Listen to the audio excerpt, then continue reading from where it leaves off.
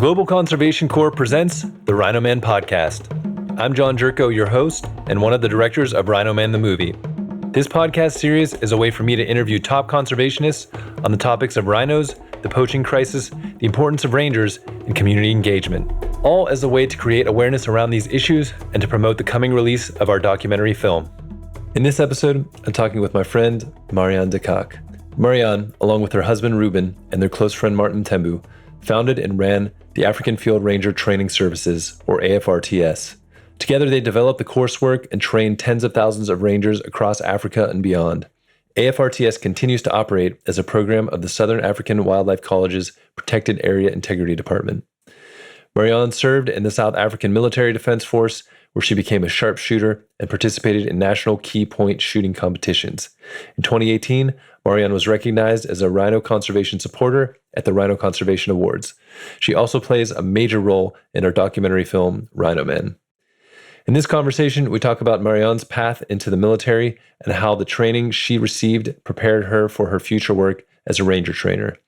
We go into how she and Ruben met and the leap of faith they took into starting AFRTS.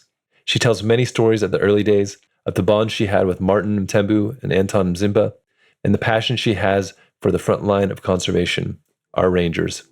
This was such a lovely episode, and Marianne's life of dedication to a bigger purpose shines through. So without further ado, here's my conversation with Marianne De Kock. All right, welcome to the show, Marianne. It's a real honor to have you on here. It's been a long, long time coming. Thank you so much, and thank you for inviting me because, like I said, I was always the one that's working behind the scenes.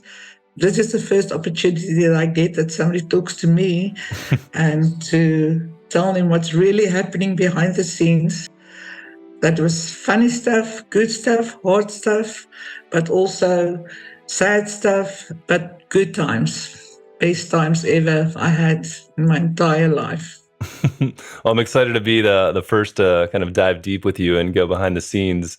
Yeah, I still can remember the first time I met you and Ruben was back in 2018 on that first trip to South Africa for me. And yeah, what an amazing time it was. And just, I think I say this again and again, but people come to Africa a lot of times for the wildlife and the beautiful nature, which it definitely has and is a huge part of that experience as well. But for me, when I came home from that first trip, it was the people that stuck with me the most. And you and Ruben and Anton and all the folks that I met on that first quick whirlwind 2-week trip just really stuck with me deep in my heart. So yeah, I'm just really excited to have this conversation. Oh, that's great. And honestly, for me, it was so awesome to meet you and to realize there's somebody now that's finally, all the hard work that we've put in that is giving the recognition of what it actually takes to take a field ranger, person from the rural areas and start developing and training them into a field ranger, but also to let the world know how important the work is that guys are doing. And that is now with this film, you give the people the reality of what is really happening behind the scenes and what those guys are going through. Because for Ruben and me, we've totally devoted our lives to field rangers because we saw what they are doing and what they need in the bush, and we start fighting for them so that people can realize how important their work is. And that was really great, and I'm thankful for you guys to say, finally, let's show the world what's going on. Thank you for that.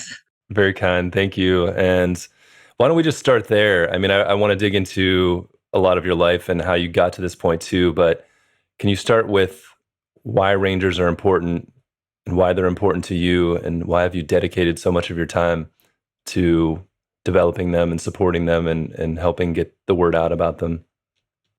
For me, it's not an easy job because working with the field rangers directly on the ground, you realize, the endurance that they have to go through. I mean, they've got all the elements of nature that's against them. And they even got the law that's against them.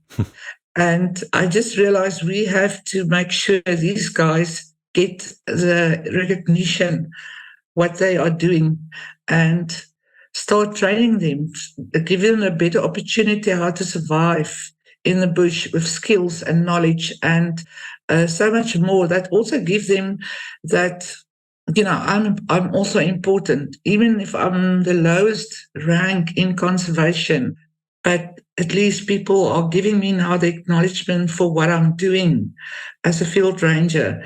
He's the one who's putting his life at risk. Tourists doesn't see them. Mm-hmm. They are in the bush. Their lives is at risk with poachers, with wildlife. Everything is against them. And I'm so thankful for them. And I will try everything in my power to help them, to give them the skills to make them better and stronger, to become a really good field ranger. And I've got a lot of respect for the work that they are doing. And it was for me to let the people out there to know this is what is the life of a field ranger. And it's not an easy job. And so we've just put a lot of effort in order to make sure, for me, to lift that person up, give him something, give him a diploma, a certificate, give him the acknowledgement for what they are doing there in the bush.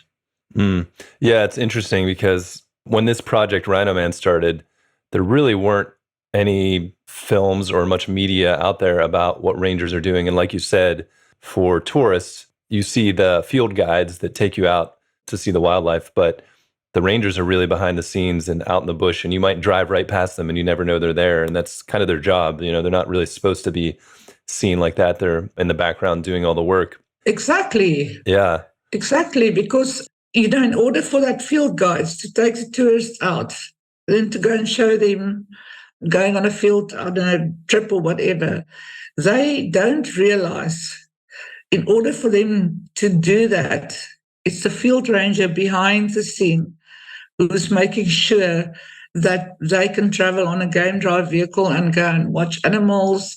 But the field ranger there, lying low, camouflage and concealed, doesn't even know they are passing actually a group of field rangers that is on a patrol or in an observation post, lying right next to watch them. And the tourist doesn't know they are there, but they are there to make sure that they can still have the opportunity to see, animals and wildlife and appreciate the beauty of that wild animal in its regional, habitat, or yeah. So for me, it's I love my job. It's just amazing to see how hard that people work and to support them as far as we could. Yeah, like I was saying too, I mean, I think right when we were doing this film, like Virunga maybe came out. So that was like one of the first films where I really saw anything about rangers. And now luckily stories are starting to come up, and we're really excited to be releasing this film very soon and sharing more the behind the scenes of what that life is like. Do you remember your first real connection with rangers when you started to kind of maybe see them in a different light or more personal light and understand what they were going through and get kind of drawn into their lives and how you could support them? I don't know if you can remember some of those early times. It's after Ruben and me got married, because I was also straight from the military back into conservation, which is the work that we do is like paramilitary. So it was like change from military to conservation. And when the first time I met field rangers at Nzanini Field Training Center, I realized, sure, these guys they are the foot soldiers, in the bush, and to protect natural resources and wildlife. And it's different from the military side. My heart just went out for them because I saw the incredible difficult situations that they have to deal with. Because not everybody, like I said, when I realized they don't get the recognition for what they are doing, that is when I decided, together with Ruben, this is going to stop. We need to get the word out there to section rangers to the CEOs of KZN Wildlife to tell them, listen, these people are really battling and we can give them a better opportunity. And that's where everything in my heart and Ruben's heart, we just put everything in order to ensure that our field rangers get recognition for their hard work that they are doing. And that's how we started fighting in a couple of times in meetings because, everybody was like, yeah, but it's just a field ranger. No, he's not just a field ranger. He's a law enforcer. He's the one who's putting his life at risk. He's the one who makes sure that we still have natural resources because it's their job to protect them. Open your eyes, guys, and let's just do it better and in order to help them. And you see how poor they are. And now they get the opportunity to have a job. But then, of course, we do selections to make sure we select the right person. That's not easy. But I cannot take any person from the street and just say you become a field ranger. So your heart goes out for them and they put so much effort in it. So, yeah, you cry with them, you laugh with them, you support them, you run with them sometimes. They say, I'm not going to lose you. I can see your potential. You don't see it yet, but I can see it. You're not going to give up on me. So, yeah, my heart is completely with field rangers when I start working for conservation. Yeah. Yeah. And I can remember, even on that first trip, just being able to see the connection that both you and Ruben had. I mean, sometimes from the outside, and people will see this in the film too, it can look like you guys are being harsh or strong, but I think it's kind of just this tough love that you have to give to make sure that people are excelling in the right way or have the right mindset. And then also, just seeing people, when it clicks for people, all of a sudden they have like a new sense of inner strength or pride, or just they see what they're capable of in a new light, which is really amazing to see too, is just seeing young people have that happen, whether it's becoming a field ranger or, at school or sports or whatever. When they have that realization, it's a pretty special moment. So yeah, there's a lot I want to dive into, and I really want to kind of go into how African Field Ranger Training Services all started and the leap of faith that you guys took into that venture. But before we go too far down that road, can you give us a little bit of background of your life and just like where you grew up, how you ended up in the military, where you and Ruben met? That's a lot, but just kind of run through some of those highlights of your early days and how this all came to be. I grew up as a railway child. My father was in the railway, and that was great fun. But then I got married. My first husband passed away, and I had two beautiful, beautiful daughters. But he was in the military, and that's the only thing I knew. So eventually, when he passed away, I realized I have to do something because I've still got two very young girls that I have to look after. So I joined the permanent force military. And I always wonder, it wasn't easy because he was still young, I was still young, and we still got the two girls. And then I was in the military and did my basics on my age with 18-year-old girls. That was tough. Wow. So, but I just knew I had to do this. And during my military career, I've learned a lot, which on that stage I didn't know. God was busy preparing me for something bigger, But what was that like for a woman at the time in the military? Were you nervous? Were you treated any differently? Like how did that all play out? The only thing in the military a woman is allowed is to do female push-ups. That's different from men. And we had to wear makeup every day, and I hate makeup because I'm not good at that. But that's actually the only difference, because the rest, you do exactly what the men do. Your basics is your basics. You have to carry backpacks, you have to walk, you have to run. everything is the same. But like I said, that actually make you stronger. And I'm glad I did that, because now looking back, I will never put a field ranger or let a field ranger do something that I haven't been through. So that's why your endurance, your fast pace, you can see I had to do that only for 3 months, where they on a selection do it for a week, but we had to go on your basic 3 months, and that was tough. So when I'm working with the field rangers, and when they say, "Oh, ma'am, I'm tired," I said, "No. You're not even close to your limit. I know, I can see your limit. It's there because I've been through this. And if I can do it, you can do it." So, yeah, it was absolutely a physical, immensely preparation for me on that stage, not knowing while I was in the military that I was preparing for something bigger than just to be in the military. And I must admit, after I left the military and joined conservation, I felt for the first time, sure, now I feel I'm fighting for something that is really, really worth everything, because it's conservation, it's natural resources, it's animals, it's life. Then I met Ruben. His brother was my sergeant major, and I had to attend a military function, and I refused to go with one of the military guys. And he said to me, "Don't worry, I've got a PA for you. That's called a party animal, or a person available." That's funny. So, and then he introduced me to his brother, Ruben, and yeah, immediately we clicked, because he also had children from his side. His first wife passed away, my first husband passed away, and not knowing, okay, we're going to put 6 kids together.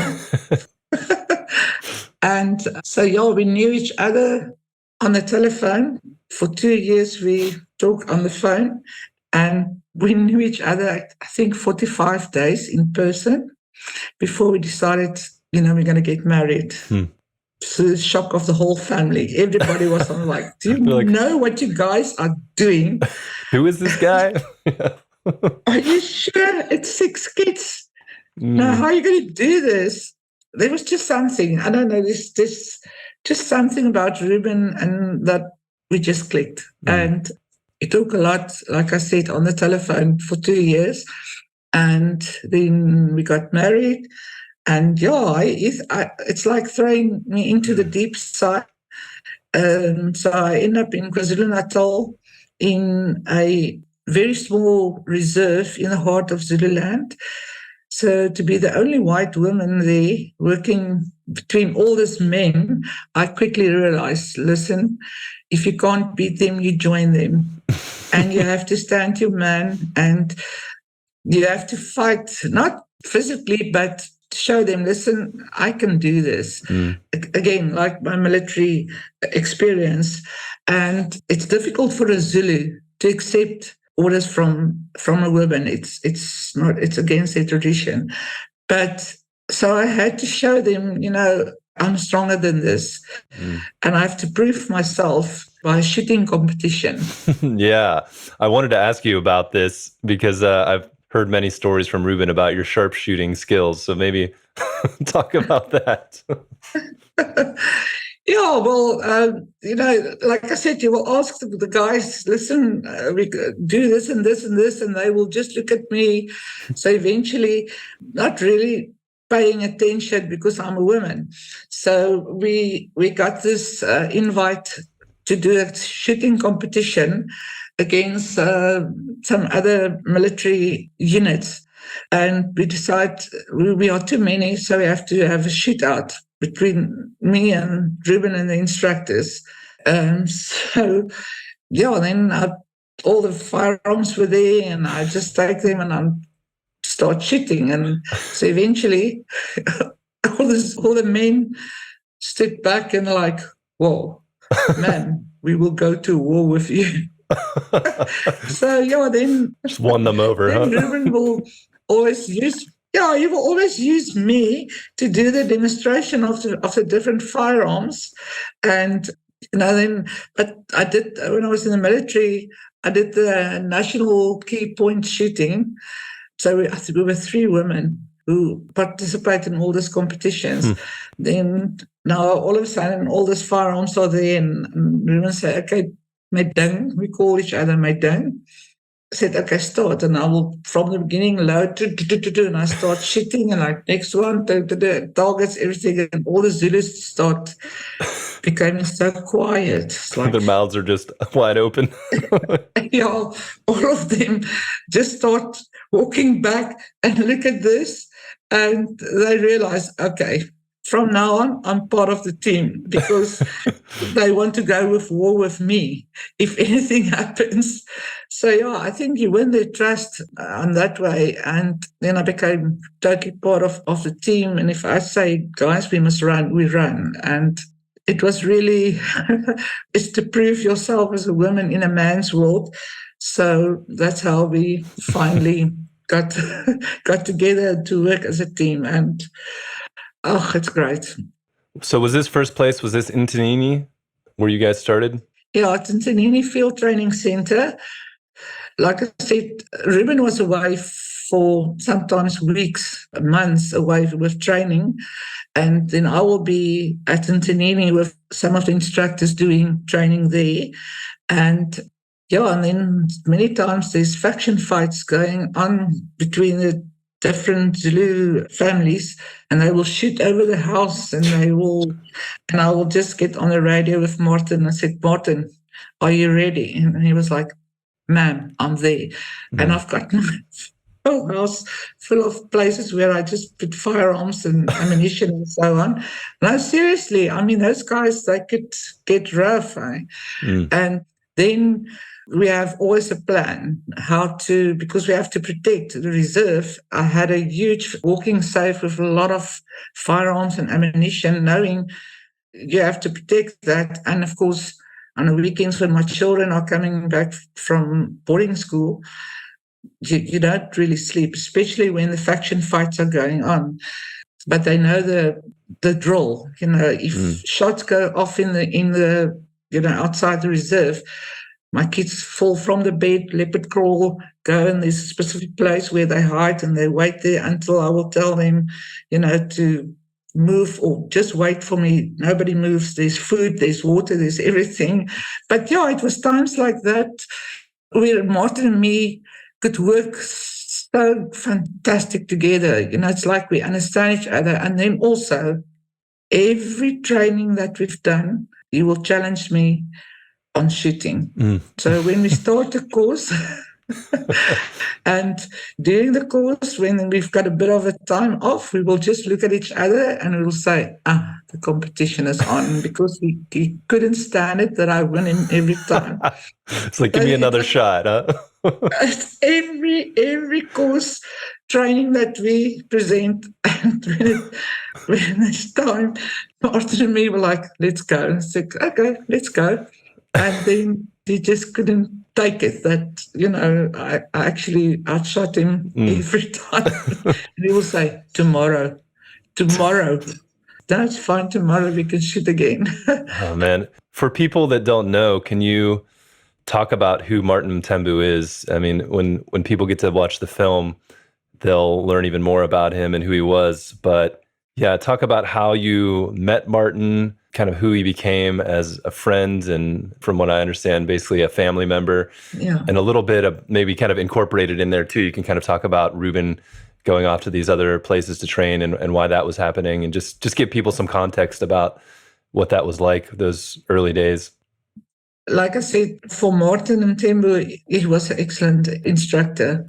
And the way he could translate, when Ruben, before he could speak Zulu, the way he can translate everything that Ruben is saying in the class. And I will sit many times, I will sit in the class, and that's how I started developing the training materials. But listening to Martin and how he could present as a trainer, I mean, he was so good. And he became like my friend, my bodyguard.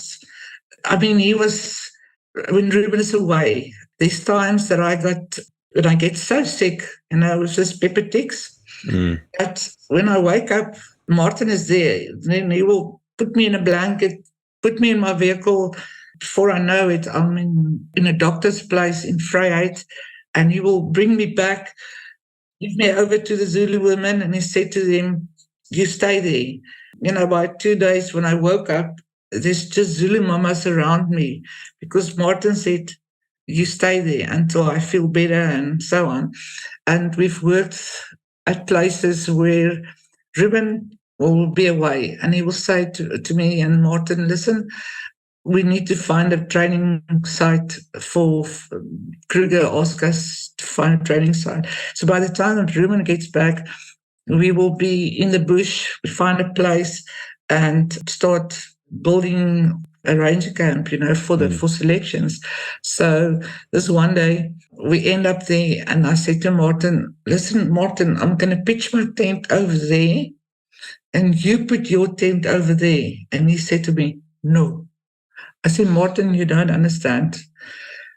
I'm going to put my tent there." And he said, "No, you put your tent right there, close to his." I said, "Okay." That next morning when I woke up, Martin was standing in front of the tent, but he's looking at my tent. You can see he's not a happy guy. And I crawled out of my tent and I said to him, "What?" And then he said to me in Zulu, "There was a lot of lions walking around that tent last night. He couldn't sleep because I'm snoring so hard." And I said to him, "I told you, I must put my tent there. How does your husband sleep next to you? Where's a lot of lions?" Anyway, we laughed so much. So I said, "What do you want me? Let me move my tent." I said, "No, you wait until your husband comes. You can move your tent then." So, just like, and then we end up also training at a place, Salonkwe Estate. And I don't know, it's just a thing that happened. The guy at the gate, I had to travel in and out to go and get some rations and so on for the course and the students. And the next moment, the guy just, when I stop at the gate, I have to fall in and out. And the next moment, the guy just put his hand on my arm, which is totally, for me, a no-no. And I've really felt very uncomfortable with this situation. So I went back to the camp and I said to Martin, "Listen, I don't want to make trouble. I don't want to anything, but this happened." Oh, my word. I've never seen a guy so angry. He looked at me. I'm not going to say the words that he said.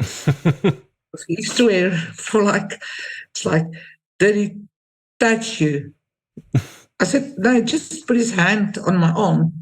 Honestly, the next moment I just saw him in the vehicle, off he goes. He came back. I don't want to know what he did or what he said. Every time when I get to that gate, the guy just throw that gate open and say, "You can go." Yeah, just get in. I don't want to be near you. Wow.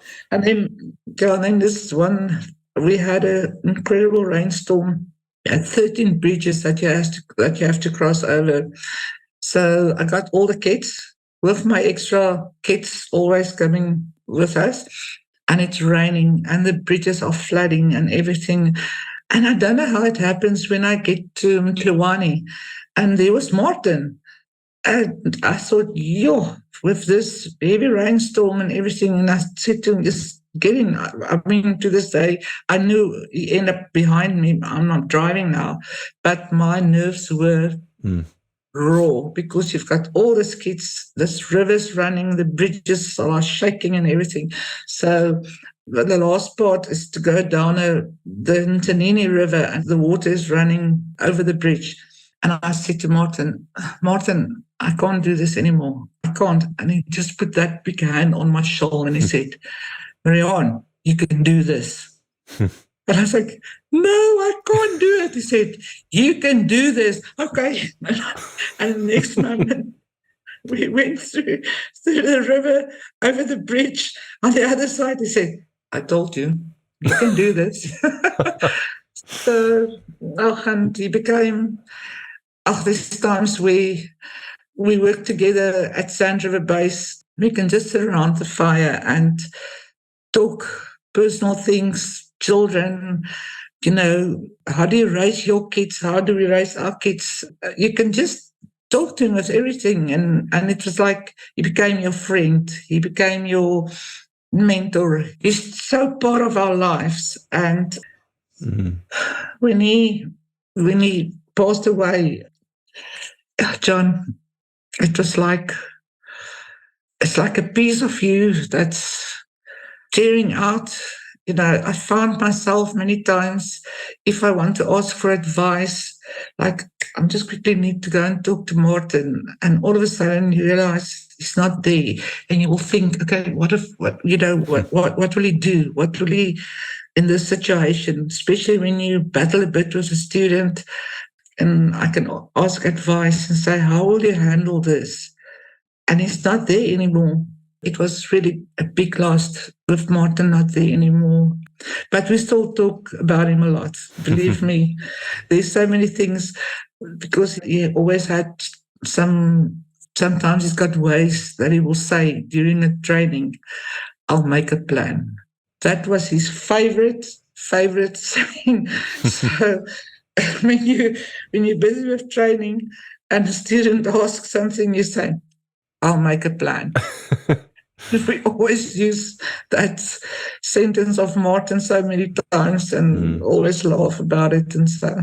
Yeah. I feel like I've actually, through getting to know you and Matt and Ruben and everyone and working on this project, I'll make a plan has become something that I say as well. So it's funny how that just kind of spreads out, Yeah, exactly.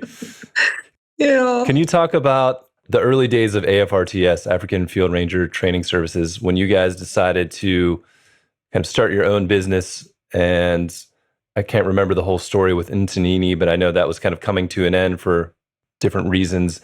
And so you guys were planning on setting out on your own and just having your own business where you'd go around and train rangers at different parts of South Africa and Africa.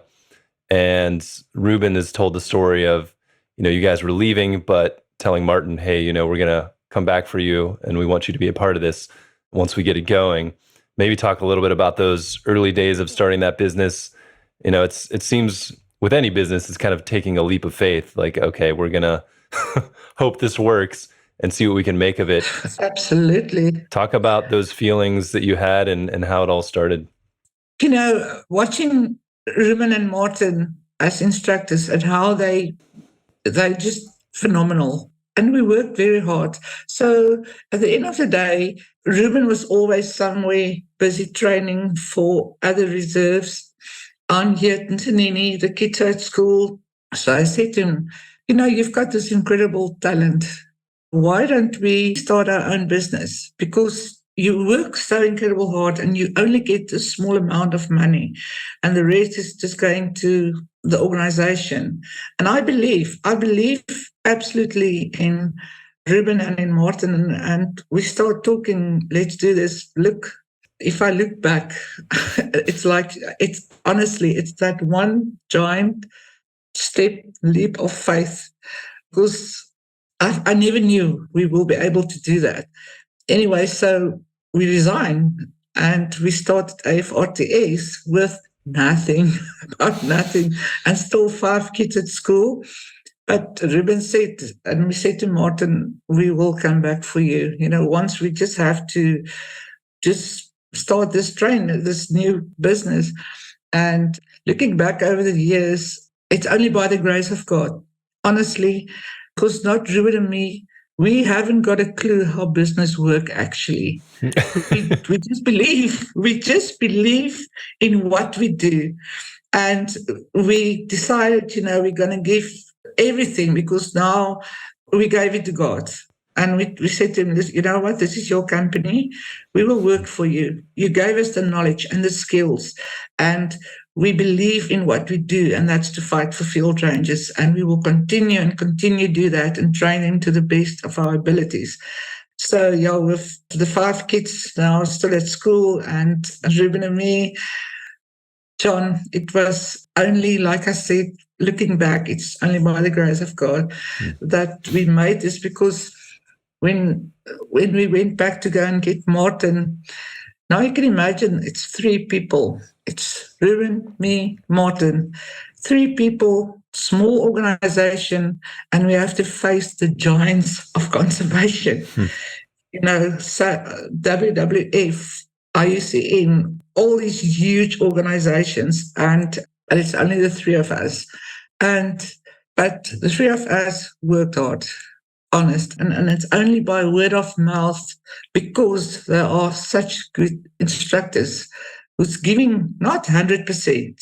You give your 220%, and you make sure when you are done with that training, you are so brain tired, but you feel good, because when you see the feedback you get from your students and becoming field rangers, it was so great. It's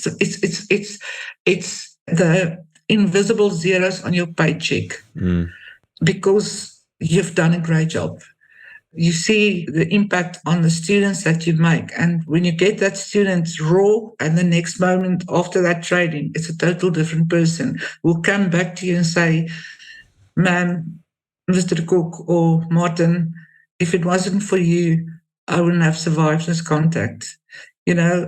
And that's what I called invisible zeros on your paycheck. But still, like I said, facing the giants, it was really difficult to find any sponsor. That's one thing that was incredible big challenge for me, because I said to Ruben, we are not an NGO, but we are just 3 people. And so many times reserves will tell you, yeah, they've got all this training equipment in place and all of this and this is in place. But once you get there, there's nothing. So we always say to each other, we don't talk about just we've got a problem here. You've got a challenge. Even all my students know, don't come into my office and say, "Oh, ma'am, I've got a problem." I said, "Go out." And then you come back and you say to me, "Ma'am, I've got a challenge. I can work with a challenge, but not a problem." So that became, they all knew, you don't come to me with a problem, you come with a challenge. So it was always a big challenge for us to ensure that we get that equipment. And we are a young company. And when you get your first pay, you start buying equipment. And because we want to give the best, to ensure we train the field rangers with the best field ranger kit that we can afford. And we worked, most of the money that we made, we put into equipment, field kit for students, in order to make sure that, that they get the proper training that we want them, because we have had a very high standard of training and we refuse to let our standard of training go down. That's where we are. And that's why I say it's by word of mouth, because you give everything. And that's how people realize, like Sandparks and KZN, the field rangers were trained. I mean, they were actually better trained than some of the section rangers, to be quite honest. That we told them, "Listen, guys, you need to come and course in order to understand why these field rangers are there and you are here." So that is what happened, and it was always a challenge for me to find a sponsor, which nobody actually wants to sponsor us, because we are not an NGO. And it's for me sad. And I said to them, "Guys, I will tell you what, you can come and bring the equipment. I just want backpacks, shoes." The amount of students I've lost because they don't have the proper shoes. Just bring it yourself, and you can, your name, put it on it and everything. Just help us to get that equipment, but nobody ever offer us to help us to sponsor us with anything. So eventually, like I said, most of AFRTS money went into training equipment, but it was still worth it, because, like I said, everything is just borrowed to us, and we can give the best what we can back to our field rangers and the training that we did. Yeah. I mean, that love for the people that you're working with and the rangers really comes out when you see you guys out there doing the training and then just hearing how much you put into it. Because I mean, for a lot of people, a lot of people just work a job in their mind, whether that's training rangers or anything. And when you have that mindset, you kind of just give enough so that you can get your paycheck at the end of the day. But the way you guys approached it was, let's put everything we have into it, because for you, it seems like it was connected to this higher purpose of, we're enabling these rangers to do something that is bettering not only these national parks and the wildlife, but kind of the world in a bigger way. So yeah, just that connection to that purpose really comes out, and it's, I don't know, it's inspiring to see. And I think a lot of people in the conservation space have that similar connection. And so that's why I feel like I'm always so inspired by the people that I come in contact with, whether it's with rangers or different aspects of the conservation, especially on the ground. I feel like for some reason, just being on the ground, you get so much more connected to the reality. Oh, yeah, definitely. I mean, like what people don't see behind is when I became the mother also. And yeah, I know it's a lot of tough love because you can't show, you feel the soul, you feel the pain, you see the difficulty they go through, but you don't show it, but you're there to support. So believe me, a lot of those students, once they are trained or busy training after selections, they will come to me in the office and they've got personal problems. And I will sit and listen and say, listen, how can we help you? Because I'm not going to lose you. So you became the mother also, but also the strict mother, because I believe in fairness. That's one thing.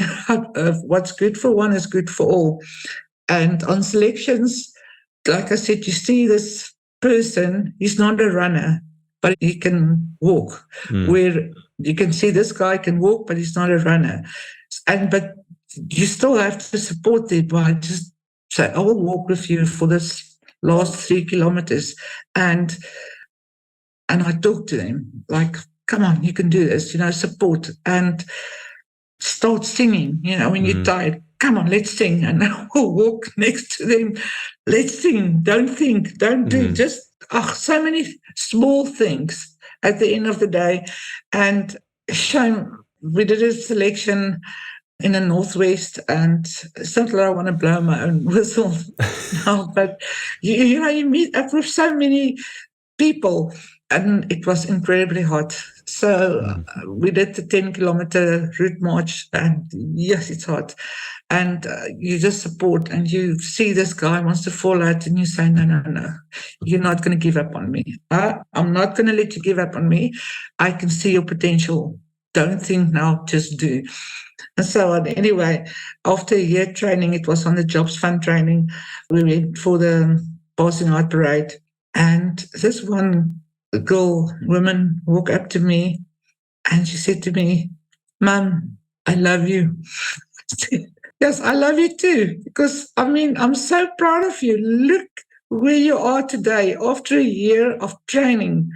She said, no, Mom. When you were on selection with us, I saw you. And you never give up on us. You talk to us. You pray for us.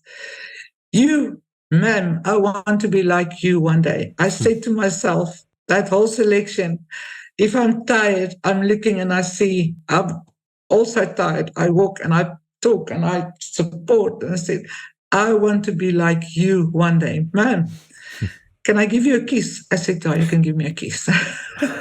And she just grabbed me and it's like, I'm going to be like you one day. Wow. Oh, my word. And there's times like that. I just want to cry because you work, especially on the jobs fund, for a year with students. They became my children. My instructors are my instructors. I can fight with them when I'm not happy with some of the training, but nobody else must fight with my instructors. If there's a problem, they come to me and I will sort the challenge out.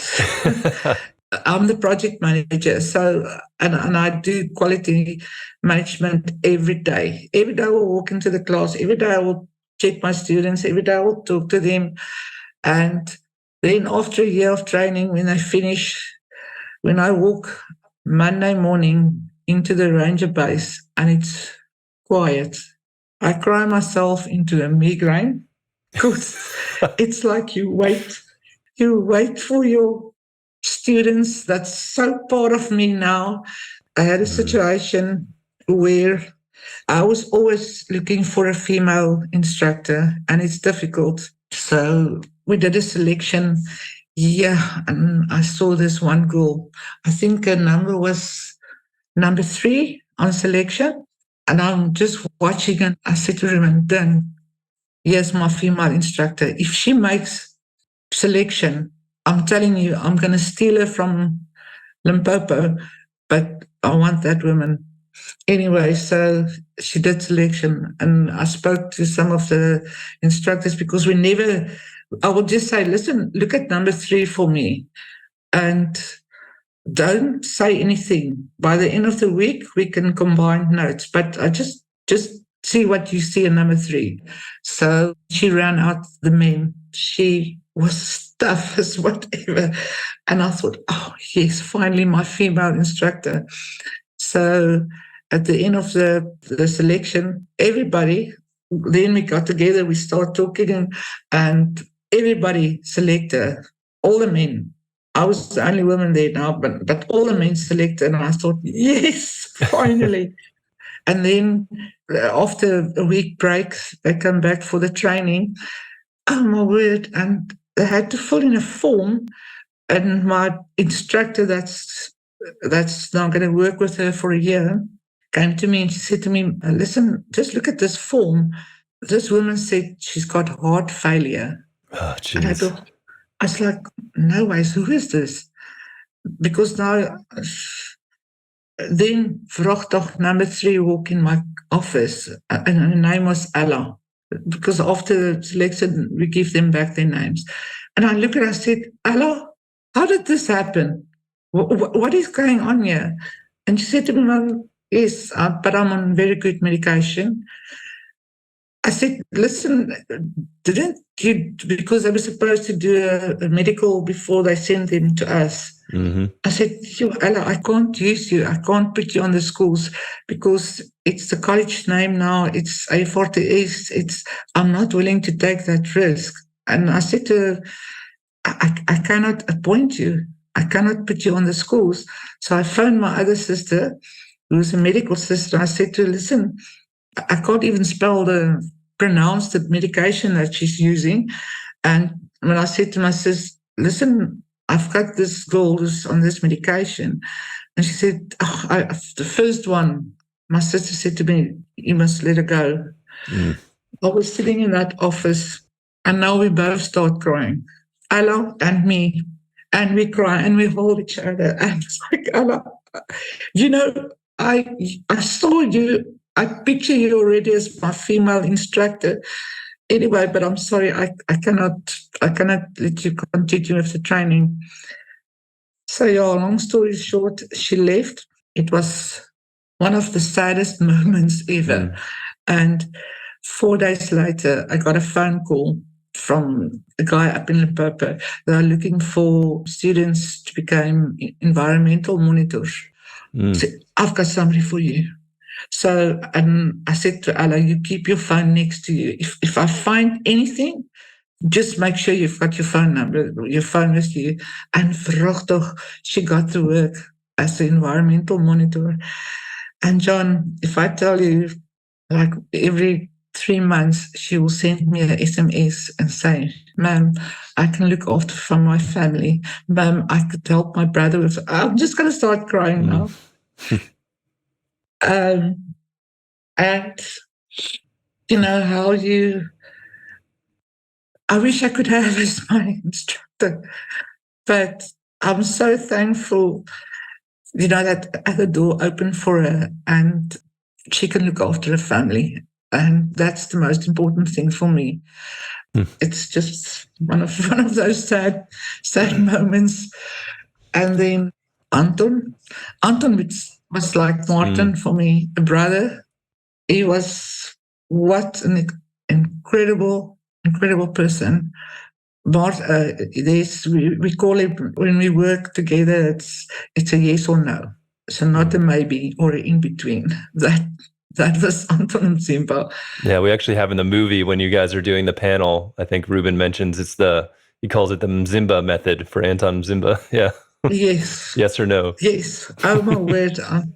There's sometimes when Anton is not with us on a selection, when the panel's there, and he will look and I will say, okay, people, Anton Mzimba method, yes or no. I don't want to in between, or maybe it's a yes or a no. And honestly, we've used that all the years. Even if I have to go and do selections in Zenov, up in Mozambique, and it's just me and other instructors, I told them, I'm using the Anton Mzimba method here, and everybody's like, the what? I said, the Anton Mzimba method. It's yes or no. Now, you're working with Portuguese people, and my translator must translate to them now the Anton Mzimba method, yes or no. And then finally, okay, we've got this. Yeah, and work with him. I always, when I know Anton was with us on a selection course, because he's got this amazing ability to also quickly sum people up. And and I can go and sit and talk to him and say, Anton, about number 26, what do you think? I'm like, now I'm not scared. I can't say it's a maybe or in between. What do you think? It's a yes or a no. Because, Anton, he's like, oh man, no, I see. What I see is this and this and this. Okay, because from my side, this is because we're working on different points, on the selection. And it's amazing how quickly he can also sum a person up. And I can go to him with advice, even when we were staying at the Wildlife College and Ruben is away somewhere else. I know more, and I know Anton is at Mthembu. I can phone him and say, Anton, please, can you just quickly come through to the college? I need to speak to you. And he's there, and we can sit and we can talk. And when he had the problems there, I said to him, Anton, please, just come to my house. I've got a house in Nelspruit. Bring your family. Just when there's times we had to look after him, many times he will just phone Ruben and say to him, I'm going to come straight to the college. And I know between the three of us, we had a very we can trust what we say between each other. We'll stay there. Advice, vice versa, and family situations. So, I did try to steal him a couple of times from the Mthembu. Yeah. Ruben's mentioned that. He was just very loyal to the Mthembu. That's the thing, I said to him, can you imagine, for me, losing Martin, and it's not that you can replace Martin. Anton, so now I'm trying to steal him every time. And every time he's so loyal, and he will sit in front of me and say, oh, no, I hear what you're saying. I know you can look after me. But the people at the Mthembu, they gave me the first opportunity. Well, I wish I was the person who could give him the first opportunity, But his loyalty towards the people at the Mthembu was just incredible. And he never spoke badly about anybody there, but instead of making things better and asking a lot of advice. And even he will come to me and say, I need a selection. I need field rangers. I said, Anton, so it's going to be the two of us. and I said, me on selections. Said, oh, ma'am, I need you there. I know I need you there. You will be there. When you're there, I know selection is going to run good, and we're going to get good people. It was very fun. And so, Can you talk a bit about what happened to Anton? I know it's kind of tough. I became pretty close to him in the last 5 years, kind of leading up to that. But I think it just shows how serious some of this stuff still is with the poaching crisis and what these rangers are facing, not only inside the reserves, from poachers. We didn't go into too much detail, but I feel like I've covered that a lot in many of these podcasts. But maybe tell from your side of the story. I know we're getting close on the end of time here too, but if you can, just for people to understand how serious this is, and for you, what that loss was. It's difficult to work against corruption, and you have to deal a lot with that. And it's difficult to speak your mind when you know things are wrong, and then you became a target. That's it. I mean, also Ruben and me got so many threats, that they want to kill us. Now I know exactly what Anton went through, and you are trying to give, to save and to help people, but when you know there's things happening and you try to talk about it, how quickly they can just cover it up, political and all of that. So where with Anton and Ruben and me, we've just decided, you know what, we're still going to do our job. We're going to do it proper. Even though we get threats so many times. Should it happen? Then it happened. At least, you did give your best. And it's really difficult if you have to work against politicians and corruption. And this is our biggest challenge today. And it's sad for me, especially on Anton's memorial service. Yes, and it still feels so unreal. But, when some of the old field rangers came to you and they say to you, "Oh, ma'am, sir, please, we must come back to train and do selections," because they know we're not afraid, we work. And you can't go back because now you're not there anymore. But to see what they are going through, because you must remember, many times when we work with them, you actually hear the truth behind the truth, because we work on the ground directly with the field rangers, and they know and saw things that they say, if I blow the whistle, my family is in danger. If I do this, so they soundboard, and there's things coming out which you realize, if I talk about this, people will get killed in their line of work, even if you do it the way that you were trained to do it. And that makes me so angry. And you think, you've trained this guy to the best of the best. Now, all of a sudden, he gets stopped at a certain point where he starts opening things. John, I don't know how to, I feel actually my throat is closing up of anger, because there's just too many other hired people up in there. And with Anton, to this day, I cannot believe that they still haven't caught somebody. Because I'm telling you now, there's somebody higher up there who's covering this up. And I'm so upset now, honestly.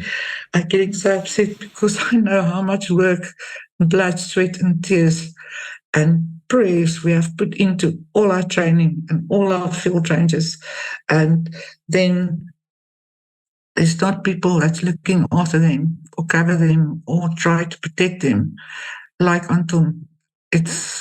I'm actually shivering here where I'm sitting because it's not fair. It's not fair that, how is it possible? Yeah. For Systenicus. I mean, no ways. I have to tell you something. Shane, I don't know if you know this guy. He's a singer in South Africa. There was a concert. So eventually, his guitar player is from close to where Anton was staying. I thought, wag 'n bietjie. Wait a minute. So after the concert, I went to him and I said, just come here. So you're staying close to Mthembu? I said, yes. I said, do you know anything about Anton Mzimba, who was killed there? And immediately this guitar player is like, no, man, no, I don't know anything. But anyway, there's still something strange going on there. And I think personally, that is what we have to deal with, is greed, a lot of greed of people up in higher ranks. And so with Orlat, I just said to him, Orlat, watch your six all the time. Don't phone us. If you feel you don't get support, phone us. We've got a safe house for you. But they're always like boots on the ground, which I respect them for, because we've trained them to be like that. But you're always in a worry, fear, like with Anton, it can happen again and again and again. And so how are we going to stop this? I honestly don't know. Yeah. It's sad. It's incredibly sad. It was, extremely devastating loss. And, I just hope that this film maybe can bring more attention to it in a way that hopefully puts pressure on the right people. And I know there's more things I still want to do to try and make some progress. Because like you said, it's just, it's a shame that nothing has seemingly happened in terms of catching any of these people and bringing anyone to justice. And so much corruption just makes it so hard overall. We only have a few minutes before you might be losing power here, and I want to try to leave us on a positive note. Can you give any advice to someone that might be coming into, could be the world of conservation or just trying to follow some kind of calling that they have, and sort of like when you guys started out with AFRTS and made that leap, what would you tell someone that's maybe about to make a similar leap in their life? Well, I would say if you really believe in what you do, and you only give not only 100%, but you 200%, and you believe honestly in what you do and you want to make that difference, you can make it. Just take it one day at a time, step by step. Don't expect things big. God gives you what you need, not what you want. And if you can accept that, but still work incredibly hard, you will make it. And once you're in that field, you can decide. What I always said to all my students that I've trained is, guys, they're going to try to bribe you. They're going to try to get you to the other side. So you must decide, am I going to buy my bread that I've worked hard and honest for and eat my bread with a very good heart? Or am I going to buy that bread from something I've did wrong and always have to look over your shoulder while you're eating that bread, knowing you've earned that on the total wrong way by getting involved in poaching? So the choice is up to you. And you've worked hard. Make sure you eat your bread that you've worked for with a very good heart, without worries, and you will be okay. Yeah, that's some really, really good advice there. Well, Marianne, I'm afraid we might lose you soon, so I just want to tell you thank you so much for all you've done throughout your life and all the amazing work you've done, and just being a great friend. And yeah, it's just been such an honor and pleasure getting to know you, and excited for some more adventures we may have together in the future. Oh, so no, that was absolutely great. I can tell you hilarious stories also. I know there's not enough time to cover everything. Yeah, no. Well, I was really taken off the toilet by lions. Okay. You can imagine that in the newspaper. Flip it. Seriously, I'm not lying. I mean, but you do your job. You just gotta have to do it. It was really great fun, and I miss my work. It was such a privilege to know you guys, and it's still for me. I'm so thankful, John, to you and Matt, for finally giving the recognition and to open the world's eyes to see what is really happening behind the scenes of field rangers, what they are going through. And that is the main thing about this whole thing. The whole thing is you are giving that opportunity now to tell the people, if I go on a game drive, they must remember there's somebody else at the back, out of sight, out of mind there, who's got the battleproof jacket and the will to protect those nature for them in order to enjoy their game drive. Thanks so much, Marianne. Okay, you're welcome, John, and thank you so much. Thank you for listening to the Rhino Man podcast. If you enjoyed this episode and you're excited to see the film succeed, please subscribe and review our podcast on Spotify and iTunes. Then follow us on Instagram and Facebook at Rhino Man the Movie. More details about Rhino Man, the social impact campaign, and future screenings are at rhinomanthemovie.org. To learn more about the Global Conservation Corps and their work, visit globalconservationcorps.org. Sign up for the newsletter and follow GCC on all of the social platforms. If you like this podcast, make sure to subscribe and catch up on GCC's Voices of Nature podcast, where Bob Ludke interviews a wide range of people who've dedicated their lives to making a difference in conservation. A special thanks goes out to Simone Wilson for the music for this podcast. He's the brilliant composer for Rhino Man the Movie. Learn more about his work at simonewilsonmusic.com. Until next time, I'm John Jerko, and this is the Rhino Man Podcast.